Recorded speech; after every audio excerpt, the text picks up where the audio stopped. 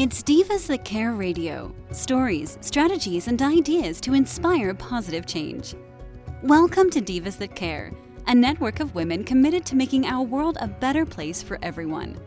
This is a global movement for women, by women, engaged in a collaborative effort to create a better world for future generations. To find out more about the movement, visit divasthatcare.com after the show. Right now, though, stay tuned for another jolt of inspiration. Hello to all. Welcome to Divas That Care Network. I am Joyce Benning, and I will be your host for this invigorating, robust lifestyle show. Please check out divasthatcare.com and listen to all the amazing hosts interviewing women around the world. I am just overly excited today to have with me our monthly returning diva, Kate Nelligan. Kate, could you please introduce yourself and tell our listeners a little bit about yourself today? Sure. Thanks for having me, Joyce. I'm always happy to be here. So I am, thank you.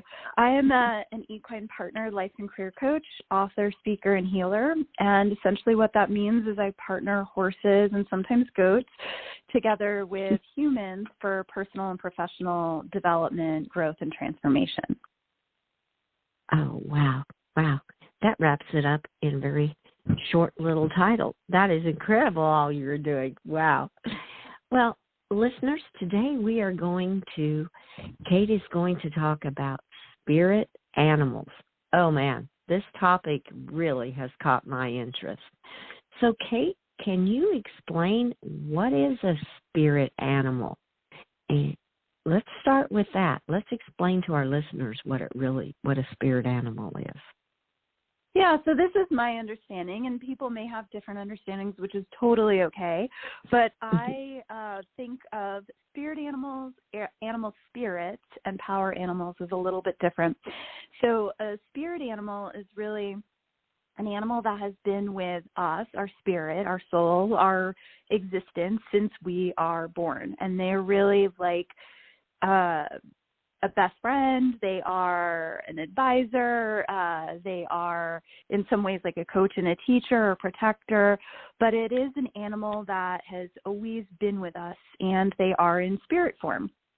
So it's not, a dog that you've had since birth or something like that is in your life as an actual living animal. It's an animal that is in spirit form that's with us our whole life. That differs a little bit from animal spirits, which are, again, animals in spirit, but that can come to us from time to time as messengers. If someone's, passed and they're letting us know they're okay, as, they come in and they have ways to kind of uplift us, provide messages. Often the winged creatures are like that, so birds, insects, butterflies, dragonflies, that kind of thing. And then the power animal, which is really amazing as well, and I'll work with them in my coaching too, we could talk about that, is an animal that comes in usually for a particular period of time, sometimes from, 6 months to a year, or a couple years, that's really kind of potent at that time. And it's something that, again, is more almost like a totem animal where you start to see, let's say, a tiger all the time. You're getting a book with a tiger on it. You're seeing tigers on websites, or there's a shirt you're drawn to buy with a tiger on it, whatever it might be. And then it's understanding the meaning of each of the animals. And I use different books for that, which we can talk about, but each of these animals have different meanings, messages, things they teach. And so that is the energy of who that animal represents is really what we're learning and practicing at that time in our life. Oh, wow. Oh, man. This is incredible. There is so much with the spirit animal. I love how the spirit animal is with you a lifetime from birth, and a power animal just comes in at different periods in your life. And you may have, in my understanding, you may have many different power animals throughout your life. Okay. Yeah, I feel like we typically have one or two spirit animals that are really with us, and it's something we feel this deep affinity for them, and we can talk to them the way we can, pray to ascended masters or archangels or whatever it might be, and we can get guidance from them. We can call them in to ask for extra support. Clearly the horse is one of mine. It's just been there my whole life. I work with them. I partner with them. So, and then the power animal, they can come in. We can have multiple different power animals throughout our lifetime based on what we might need during that time. Mm-hmm. So really the spirit animal and the power animal both kind of come through in energy levels. Energy is one of the forms of how our listeners may feel these animals in some ways. Is it all through energy or vibrations, or how would you explain to them that they can feel that animal is with them?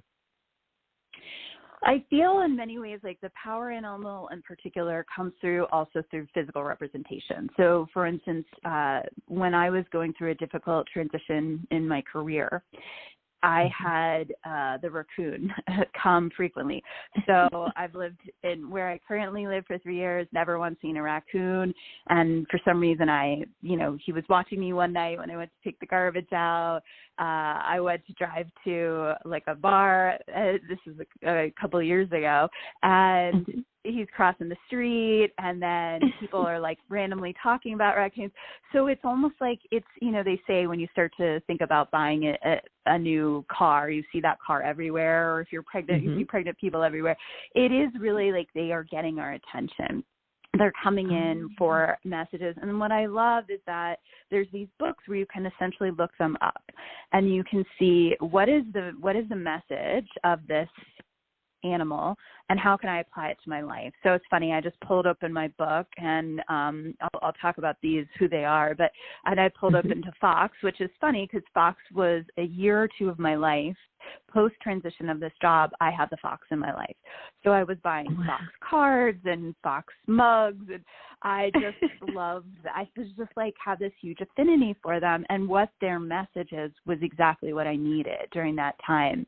And so I do feel like we go through different periods where we have different animals, and we do see them, even if we don't see them if they're wildlife, even we don't see them in front of us, we are drawn to them. We're drawn to the image of them. And and then the spirit animal is something that we can connect with through meditation, through tuning into. There's a lot of the spirit animals people find through shamanic journeys. I can, say you can just go into a deeper meditation and ask to be shown, to get messages. But really the key is pay attention, because they're there and they want to speak to us. They want to come to us and help us. We just need to pay better attention. Oh, wow. Well, now, do you, through your teaching, do you offer classes or workshops to help people get into that deeper meditation to find out who their spirit animals are? Yeah, so this came forward really recently that the spirit animals were saying, you're studying us more. Could you please teach about this? And that's often how my life works. I remember Wayne Dyer saying that the reason he was always given so many opportunities because he was always willing to teach whatever he was learning as a student.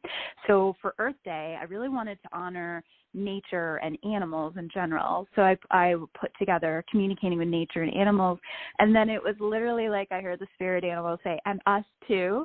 And so I want to introduce people to how I work with them in coaching, how we can work with them in our daily life, and some of the books I use, and, how we can treat this more intentionally and understand it better, because it is somewhat, there's not a lot of great resources. It's just sometimes people will go, oh, yeah, I keep seeing this crow over and over and over again. I wonder what crow means, and they might Google it.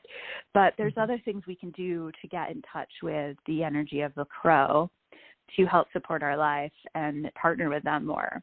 So I'm excited to teach that. So I'm doing that on Earth Day, which is Thursday, the 22nd of April. Okay. Oh, awesome. Now, will this be something that listeners can tune into online or register for this as a virtual event? It is, yes. I wanted to do it as a virtual event because I have clients all over the country and world, really. So it is on Zoom. It's 6 p.m. Mountain Time. It's 90 minutes, but I've asked people to hold up to 2 hours because there's a good amount of content. And there's a low cost to join, and we'll do it on Zoom, and there'll be a recording if someone has to miss it as well. But we'll do some exercises with communicating with nature, with animals in general, which is more like our pets, and then the spirit animals. Oh, wow. Oh, that sounds incredible. Well, we'll have your links on this podcast so people can find it and find out how to register for it, because that sounds incredible. Oh, I love that. Thank you. Well, you are so welcome. Well, you were saying that in the very beginning that spirit animals are with us from birth. And why do you feel this is so important for us, if they're with us from birth, for us to consider these spirit animals? There has to be a true meaning why we have them with us from birth. Yeah, so in many ways they're guides, right? And many of us are drawn to certain guides that we have that we really are there to support us in so many ways. So it's like having a best friend that you can talk to at any time. It's just you forgot that person's there. And our friends change throughout life, right? And even our family upbringing, we may not be super close to all of our family members, but this animal is really there. And so for instance, one of my friends is the wolf, and she first, had more of an affinity for her dog, and then the wolf energy just kept coming to her, and then she's dedicated her life to raising awareness about the wolves, and she's, made a film and done a TEDx talk, and, for me with the horses, it was like my whole calling and my career was connected to the horses and my happiness and my joy and my fulfillment and my service. So, and I love them since I was little. So it's really like paying attention. If there's one animal in particular that you're really drawn to, you may be meant to have a really large hobby with them or a career path and, and or creative projects. So I think it's really important for people, and there's ways, that we can honor them, which is talking to them through meditation or just saying, I'm grateful you're here. I'm grateful you're around me. Can you send me a message? Can you let me know you're here? It really is starting to open up a conversation with them and being willing to engage with them in new ways. There's different ways that we access our intuition, obviously. So some people may just feel them. They may hear them, they may see them more, but the most important thing I found is to stay really grateful for them, because they are often these kind of silent partners to support us and our growth and our our soul's evolution. And so if we stay grateful for them, it really helps continue to activate that energy. Oh, wow. Oh, I love that. Gratitude. How important gratitude is. Oh, that is beautiful. Well, do you feel in your experiences that all animals, all different kind of animals, can be a spirit animal, or are there certain ones that fall into the category? What have you found out? I do believe that it can be. I mean, for a while I thought I had the salmon, and I was like, why do I have a salmon? And I think I did as a power animal for a little bit, but it was, and it's who they are, right? Like they work really hard. They're willing to swim upstream.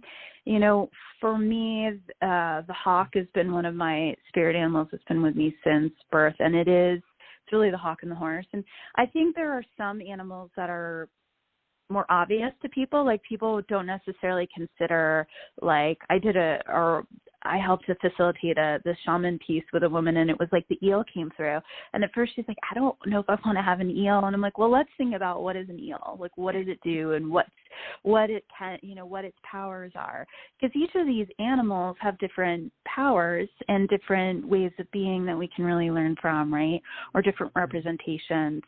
So I think, and it can be super specific, like the barn owl. It can be And we can also have the domestic. I know I've been focusing a lot on wildlife, but we can have the domestic as well, right? One of my best friends is obsessed with dogs. Like, no matter where she goes in the world, she will stop to say hello to a dog, and it just makes her so, so, so happy. And that is, it's not just, oh, I love dogs. It's really like, that's her spirit animal. Like, they're there to remind her of her power and her presence and her joy. So they have a lot to offer us, and they're, it's really pretty beautiful, and I think we just have to engage with them a little bit more. They want our attention, especially now with what we're going through on Earth. Yes. Oh, that is beautiful. Oh, and I love you said the dogs too, because I'm like, oh my goodness, dogs and horses, those are the two I'm always drawn to. And I was like, oh man, that is beautiful, because like you said, she just always feels like the dog. She wants to talk to him wherever she's at. Oh, I love that. And I would guess you as the horse too would be one of your spirit animals. That would have been my thinking. Yeah, and we know sometimes by, like, are we dreaming about them a lot? Could we talk about this animal ad nauseum? Are we watching movies about them? When that octopus movie came out recently, I was thinking, wow, this must really be, this man's spirit animal in many ways, because he's dedicated all this time, money, and energy to really showcasing the power of the octopus, right? And that you think, wow, these are so random. But there's many different animals, and they are really here to engage with us. And I think sometimes, they're also affiliated with, like the lion is a big one for my friend. She also happens to be a Leo, right? And the lion is often connected to the Leo in the zodiac. So I think there's just interesting, and it's funny for me. I'm a Capricorn, and having the goat, right, working with goats and loving them, without a doubt, they've always been there for me as like who I am, which is like really curious, pretty playful, somewhat brave, and always willing to go climb up to the next, to the next part of the mountain, but wanting each place to be really stable as I climb, right? So a lot of who they are and how they work in the world is similar to who I am. So that's important for us to see. Like, yeah, we're actually very similar to our animal, to the interspecies, and to our animal friends. Oh, wow. Well, is there a book that kind of tells a little bit about the different animals, like the spirit of the dog and the horse as a spirit animal? Do you reference to a certain book that you like to reference to? Yeah, so my top two, I have three, but I love Dr. Stephen Farmer's work, and he has a book that I refer to all the time, and I bring it to the ranch with me. It's Pocket Guide to Spirit Animals, Understanding Messages from Your Animal Spirit Guide. So it's you can Google Spirit Animals, Dr. Stephen Farmer. He's a Hay House author. I've done 2 workshops with him in person. He's an amazing man, and really enjoy his energy and his teachings. He does shamanic journeys, and we did it in a teepee that was so cool. Like, and he'll have you really go in and receive messages from your spirit animal. So I love his work, and I often use that book. And what I'll do, too, is sometimes I'll just take a photo of, like, the animal that is coming in for a client, and it often resonates. The second one is the Animal Speak Pocket Guide, which is Ted Andrews, and he has the larger book, Animal Speak, but I have the Pocket Guide because it's like a couple lines of each animal, and it gets really specific on the birds. So there's more bird species than even Stephen Farmer does. There's more reptile species, and even more, I believe, like sea life and stuff like that. There's more animals in his pocket guide. And then there's card decks, and the one that I love, I have Stephen Farmer's as well, but I also really like the Wild Unknown Animal Spirit Guidebook by Kim Kranz. Love the art And I find that to be really helpful as well. And I just recently got introduced to Diana Cooper, who I'll be ordering her book and studying her work more as well. She does some really neat things, even on like the unicorn and dragon side, the more mystical creatures, which I find. And I've been having a horse named Phoenix. I've been studying what the archetype of the phoenix is, the actual mythical bird, because I find there's a lot there for me and my clients around that. But those are the ones that I go to and I love. And I do find that I bring this into my coaching because I've had stuff happen, like a session with a client in a round pen and have a coyote show up to the entrance of the round pen and say, "Can I come in?" And I'm like, not right now, because I have a horse in here and I got the client. But of course, when you look up coyote for that client, it is exactly what she's always working with. And then that's her, and that is truly her spirit animal. And he was like, "Hey, I want to be a part of this. I want to help my human." So it was, but just the message alone can really help people feel heard and seen and valued, and that's important to me. And I think the animals want us to feel that way too. Thank you so much for all that information. I was busy writing the names of these down in the books because, that would be really helpful. I love that. That was great. And I love the coyote coming and how it related to the client you were working with. That is just beautiful. Oh, wow. Well, why is the horse such an important spirit animal for people? Yeah, for me, the horse it's often bringing up conversations around power. People see them and they're often in awe. Their breath is taken. There's so much majesty and regalness, and they see the muscle and the strength and the speed and the size, and it brings up conversations around power for people. And not everyone likes that word, so we have to think about what is really power for you. How can something be powerful and not misuse its power, really still be gentle? How can we feel our own power more? What does that mean? Does it mean being really present in our body like horses are? Does it mean being really loving like horses are? So I don't find, besides maybe with the big cats, any other animal to really bring up deeper conversations around power besides the horse. And so I find, and also the big cats are predators. So it's a different type of power right out of the gate. But the horse, and also I will say the moose, because when I met a moose in person, I started talking to it right away because I love moose and I never met one and I was so excited. And he said to me, I said, "What is your teaching here on earth?" And he said, "Mine is about a new type of power, a different type of power." And I said, "Well, that's really interesting." And then I went and looked him up in the spirit book because, again, I never met one, so I never looked at moose before. And it was exactly what it said. And I'm like, wow, that was really cool. I did hear him correctly. And it's so the moose are similar in that representing power, but it's so rare to be around one of those, whereas horses are a lot more accessible, right? So the horse is really here to help us understand that spiritual power, the divine power, the power being in our body, the power of love. So there's so much for people there because I think we all need that. It's just, are we ready for it? Are we ready to have those conversations? Right. Oh, that's beautiful. Especially how you put, I mean, a lot of people, when they think of power, they think of being in charge or something like that. But I love that it's the power of love, of spirituality, of just a whole realm of things. And horses are so majestic. To me, they're magical. They're just a magical animal that can offer so much to us humans if we just take the time to be with them. I totally agree. And I feel like all the animals are magical, which is why I've dedicated my life to them.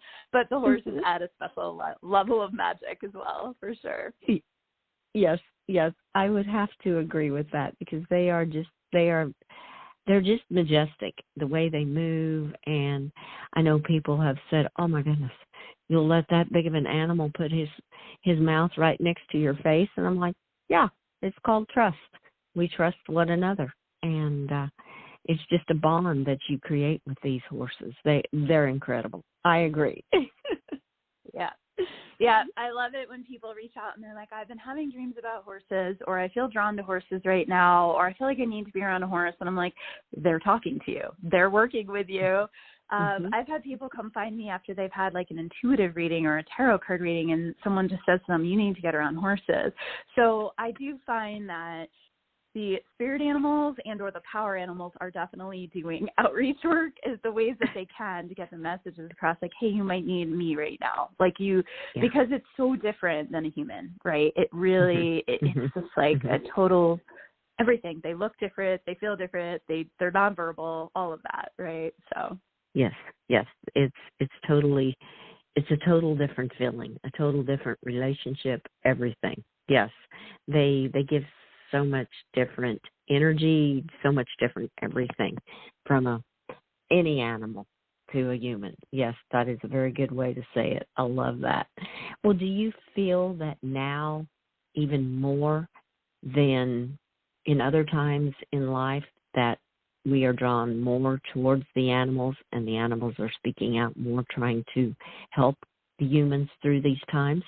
I do feel that way. I feel like sometimes all it takes is an affinity or draw to one animal and to follow that, to pay attention and to follow that and to explore it. And it's okay if you don't want to share that with someone else, but often I had a cat sitter staying here who's also an animal communicator, and she was talking to the squirrel outside, and now I'm super drawn to the squirrel. So it's like letting other people's enthusiasm guide our own towards animals and what they have for us and how we can be, because we do need to be better stewards of the earth and of animals. And the best way for us to do that is once we start to love and understand them, we protect what we love and understand. So that's part of my mission here, really, and the greater scheme is, get people outside, get them into nature, have them paying attention. Like, we're not just supposed to go gossip and talk the whole time we walk around the lake or hike. We really need to be present and see what shows up for us, because we're in the field then, we're in the quantum field, and we start attracting what we're open to, what we need. So it's really, my message would be pay attention, and if you're curious, start playing with it, and see what's there for you, because, and these books are great, I really find that they're super helpful to be able to know what actually that message is from that animal. And animals are there to also comfort us when we do go through grief and loss. Like, there was a butterfly that was always showing up for me after my first mare passed, and I felt so much better every time I saw the butterfly. And I think you mentioned that too, right? With a deceased loved one. Yeah. Yes. Cardinals and redbirds are something that always seem to appear and bring about when I'm thinking of my dad or my brother that are gone. They always seem to be there. They just appear. And it's like, oh my, what a beautiful sign. I love that. Oh. Well, Kate, this has gone so quickly again. There's so much more we could talk about this. We will have to have this as one of our topics again, because this is so interesting. I just love it. I love it. And I wrote down April 22nd for 6 o'clock Mountain Time, too. That sounds like such an interesting class to be involved in. Is there some final tips you would like to leave with our listeners about the spirit animals today? So I felt like what they would say, which I would echo, is just keep your heart open, right? And we can connect to them more through our hearts. We don't have to figure out things. We don't have to get frustrated with any of like the connection points in the message. It's just pay attention, stay open, energetically open to them, especially when you're out in nature, and stay in your hearts, because you'll hear, feel, sense them more in that heart-to-heart connection. That's really how they operate in the world. So they help us get in our hearts and stay there. Oh, that was beautiful. I love that tip. Listen to your heart. Oh, wow. That is just gorgeous, and the animals are in there. Oh, what beautiful tips.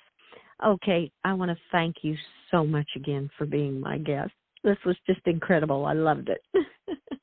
Thank you. I love talking about these things with you, so I so appreciate it. Oh, you are so welcome. The feelings are totally mutual. I do too. It's just so much fun, and I learned so much. I just want to thank all of our listeners for listening to this incredible interview with our amazing diva, Kate Nelligan. And mark your calendar. for the third Thursday in May, because Kate will be my monthly guest on every third Thursday at 11 a.m. Mountain Standard Time. And I just want to be sure to have you check out all of our hosts and their amazing shows on divasthatcare.com.